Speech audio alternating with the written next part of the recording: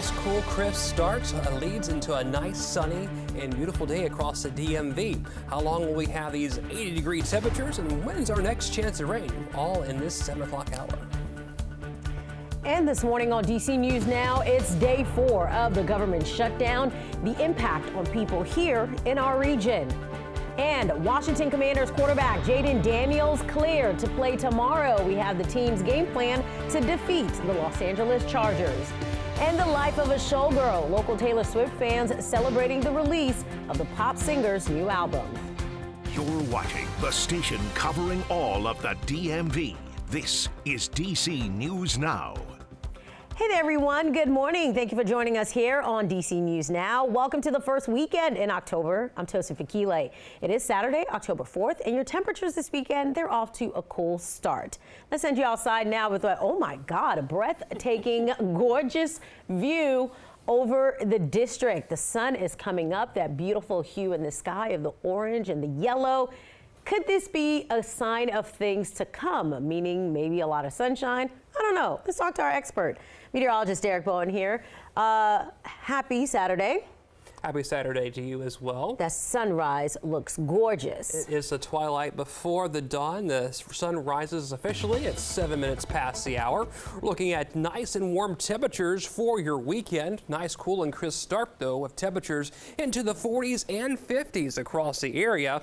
High pressure is going to move on in, and that ridge is going to bring us some much warmer temperatures around the region. The upper Midwest is even seeing those temperatures nearly 10 to 20 degrees above the average, but at most, we're just going to go 5 to 10 degrees above the average, and it's going to be relatively pleasant here locally. But back off towards the west, we do have a trough that may throw a wrench into our weather as we head in towards the middle part of this week that may deliver us some much needed rainfall. We're starting to see areas seeing severe and extreme drought, especially across areas of West Virginia. And unfortunately, with the little rain that we have in sight here, that drought may continue to expand across the DMV for the next foreseeable future. But all in all, it looks like it'll be a pretty nice day today across the DMV, with temperatures getting up into the upper 70s and lower 80s, cooling down into the 50s overnight.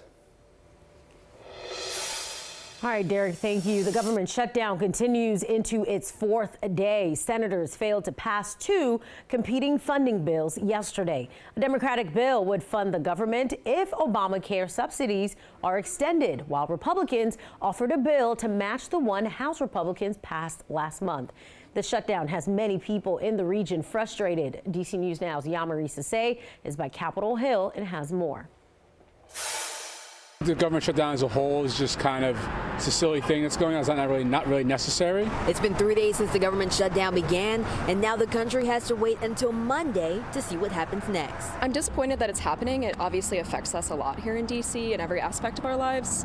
But I'm with the Democrats, and I'm hoping that they can get some sort of concessions out of the Republicans to make it worth it. Republicans and Democrats remain divided, disagreeing over issues like health care tax credits and Medicaid funding. To be able to strip health care away from millions of Americans, to be able to cause the cost of it to go up for so many more, it's really just, if we don't come together in a bipartisan fashion, which we must, to address this, we're going to pay for this for many, many years to come. What we passed in the House 2 weeks ago is a simple continuing resolution. It's exactly the status quo. We're just asking them to extend it for 7 more weeks so the Republicans and Democrats can work together to figure out the new appropriations bills. Lorenzo Massaro says threats of mass layoffs from President Donald Trump during this time are uncalled for. Well, it's one thing to impact people's pockets, but it's another thing to also threaten mass layoffs permanently, which again is unprecedented within a government shutdown. So I think it just adds to the overall absurdity of it. And Lydia says she's worried about the people affected the most. As much as I'm glad that the Democrats are doing something and standing up, I feel like it obviously does still impact us, and it does put a lot of people out of work. Do you hope that the government shutdown comes to an end soon? I do. I really do hope it does. But I think it's going to be a little long. I have a feeling it's going to be a long one. The Senate's next vote is scheduled for Monday. And the Smithsonian will stay open a little longer during the shutdown. Museums, research centers, and the National Zoo are extending hours through next Saturday. The institution says it's using prior year funds to stay open. And this government shutdown is putting Labor Department's monthly jobs report on hold. It's data the Federal Reserve and Wall Street investors rely on when looking at the economy. If the shutdown continues, it could postpone the next inflation report that's set to be released on the 15th. Well, we will continue to bring you the latest developments on the shutdown on air and online. Just head to DCNewsNow.com. 7:04 is your time. Developing now, a high school student shot in Prince George's County. It happened near High Point High School in Beltsville Friday. The school was on a brief lockdown. Police say the shooting did not happen on school grounds, but instead by nearby Powder Mill Road. We're told the boy was taken to a hospital. It was immediate fear, as one does. It was with my niece's life was in danger, so I was like, immediately I'm going to where she is at.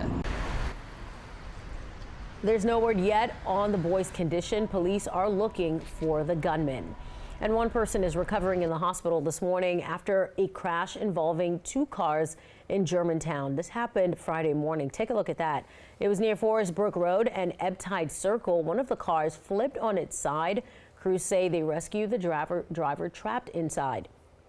An investigation into how this crash happened is ongoing. A group holding a months-long protest against the Trump administration had its permits revoked early by Park Police, and they say their tents were removed. DC News Now's Daniel Hamburg has the latest from Union Station. The Organization for Liberation and Resistance Everywhere, or FLAIR, had 3 tents in front of Union Station to protest the Trump administration. Been out here since May with absolutely 0 incidents, and now we're dealing with this. Early Friday morning, Park Police took their tents and belongings and told protesters their permit was revoked because of an assault on a police officer. That has never happened.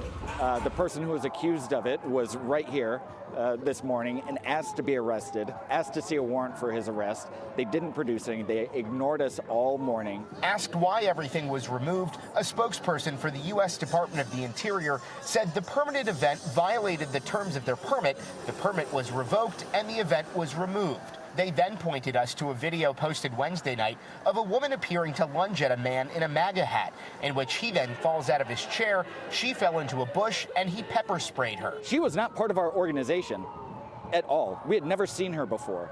So whatever happened, and it wasn't even on our permitted property. It happened over there on the steps. One tent remains for a different group protesting use of the National Guard. Russell Ellis says it's intimidation. Will they get their stuff back? Of course they will, because it's illegal.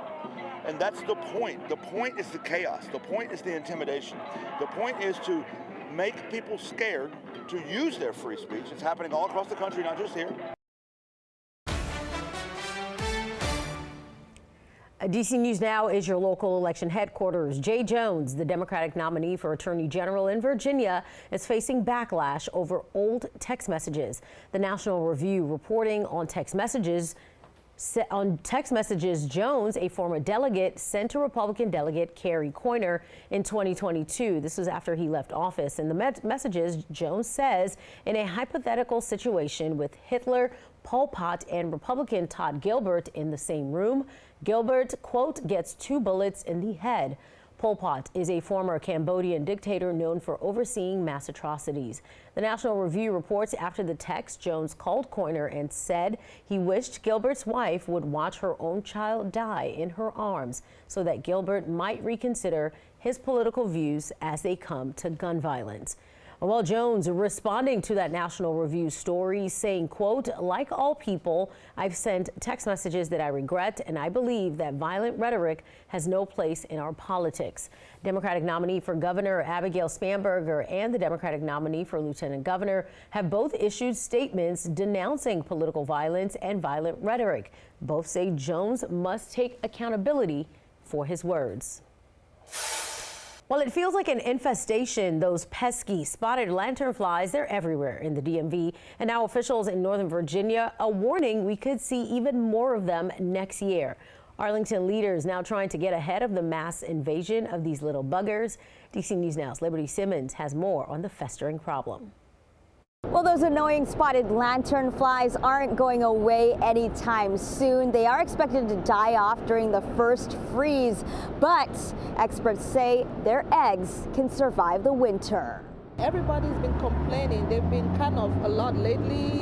I'm not sure where they're coming from or what is attracting them, but they are pretty annoying. What's worse about these spotted lanternflies is that experts say even more will hatch in masses once again next spring. Oh, that's not good news because we don't want more. ARL Now reports Arlington County natural resources experts say the spotted lanternfly populations will continue to trend upwards for another year or two. I feel sorry for them because they're just trying to live their lives. I know everyone's really upset because they're like flying around and on the ground and everything, but I kind of feel for them. Experts say birds and other bugs have started to eat the lanternflies, but recommend the best way to control the pests is by removing their favorite homes. If that's a remedy, I think they should do what they need to do. The county is now urging residents to remove the invasive tree of heaven trees to help reduce the insects' populations. The county has been removing the trees from parks and replacing them with native trees as a natural way to get rid of the bugs. I like that because I like the idea of doing things, you know, to kind of deter them instead of like squashing them. The first official freeze is expected at around October 25th, which should kill the flies off, but some residents here say that day can't come soon enough. For now, in Arlington, Liberty Simmons, DC News Now. Well, in my opinion, we've been enjoying beautiful weather all week. Will it continue today? Derek, I'm hoping for not so warm day. It is not going to be terribly warm, but temperatures will be nonetheless into the upper 70s and lower 80s as we head in towards this afternoon. But a nice, cool and crisp start around the area. Temperatures are at 56 degrees this morning with nice and clear skies. That sun sets tonight about 6:45. We're looking at west-southwesterly winds at around 3 miles per hour. That relative humidity is at 90%. There's some areas across the DMV that's seeing a little bit of fog this morning, but areas around their area also seeing those nice, cool and crisp temperatures. Have more details come on your 7-day forecast.